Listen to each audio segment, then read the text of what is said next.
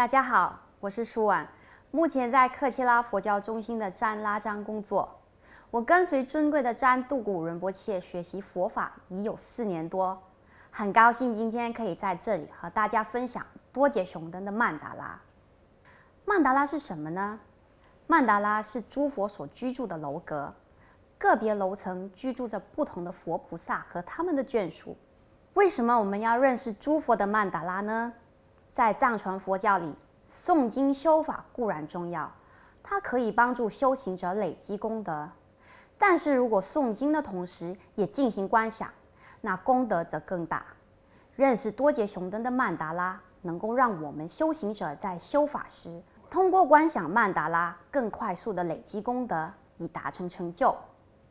多杰雄登的曼达拉也是多杰雄登心事的化现。曼达拉里的每一个元素都代表了多杰雄登无暇的特质，因此每当我们看到一次多杰雄登的曼达拉，我们的心事就被加持了一次。这种加持是让我们的功德加倍，净化恶业，带给我们许多灵修上无数的益处。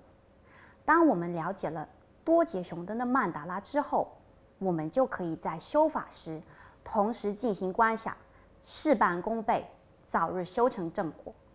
据帕本嘎仁波切说，多杰雄登的曼达拉里的32尊化身和眷属的品质，就和宗喀巴大师密续像里的曼达拉内的32尊化身和眷属的品质是一样的。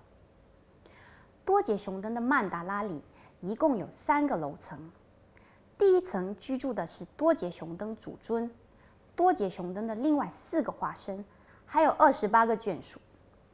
首先，让我们来看看多杰雄登和他的4个化身。多杰雄登主尊也称为度尽多杰雄登，主要是护持修行者，为修行者去除障碍，在修行路上能够精进。4个不同的化身分别叫做毗卢遮那雄登、宝胜雄登、莲花雄登和结摩雄登。每个化身都有他们个别的任务，对治不同的问题。毗卢遮那雄登也叫西哲，它对帮助我们净化恶业非常有效，尤其是病患者，它能帮助治疗稳定病患者的病情。第二个，让我们来看看宝胜雄登。宝胜雄登也叫金泽，它具有增长的能力。增长什么呢？增长我们的功德，增长我们内在和外在的财富。内心和外在富裕了，烦恼就自然少了。烦恼少了，当然就有更多的时间去学佛。有时候我们难免会被起伏不定的情绪影响我们的行为，或者是对事情的判断能力。这些都是因为我们还没有调伏我们内在的心相绪。莲花雄登或称旺泽，它主要就是帮助我们调伏我们内在的心相绪，稳定我们的情绪，让我们能够在很理智的状态底下帮助他人。最后，让我们来看看多杰雄登的第4个化身结摩雄登，也叫做札哲。它是多杰雄登4个化身里样貌最凶猛的一个，主要是对治巫术和一些负面能量。那同样住在多杰雄登曼达拉底层的是多杰雄登的28位眷属，包括了美丽九明妃、领导巴比丘和威猛十勇士。这些眷属当然也有他们不同的岗位和职务。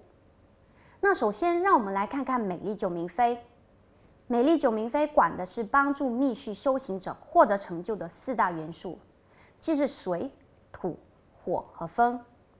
接下来，领导巴比丘，这8位比丘的任务是帮助修行者坚守戒律和誓言，以修成正果。最后呢，是威猛十勇士，他们个别身穿不同民族的服饰，为修行者去除在修行路上的障碍。除了这32个化身和眷属之外，同样出现在多杰雄登曼达拉里面的，还包括了第2楼层的金甲衣护法。金甲衣护法和多杰雄登有着很密切的关系。多杰雄登在还没有成为护法之前，是一位名为度固扎巴坚赞的僧人。那个时候，金甲衣护法就是他主要修的护法。金甲衣护法也是帮助度固扎巴坚赞死后崛起成为护法的推手。由此可见，金甲一护法和多杰熊灯护法的关系是非常深厚且悠久的。多杰熊灯曼达拉的第3个楼层，也是最顶层，住的就是阿弥陀佛。金甲一护法其实也就是阿弥陀佛的愤怒化身。那我们看过了所有出现在多杰熊灯曼达拉的人物，让我们也来看看多杰熊灯2位很重要的大臣。这2位大臣其实并不出现在多杰熊灯的曼达拉里，但是却常常在多杰熊灯的唐卡画里面出现。他们分别是嘎切麻波和南嘎巴金。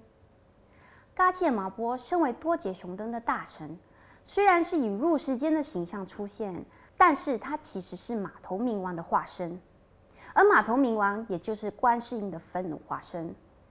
嘎切麻波本身也是一位护法，他有自己的祈愿文和酬供，但是在多杰熊灯的法门里，嘎切麻波承诺协助多杰熊灯，帮助修行者去除障碍，离苦得乐。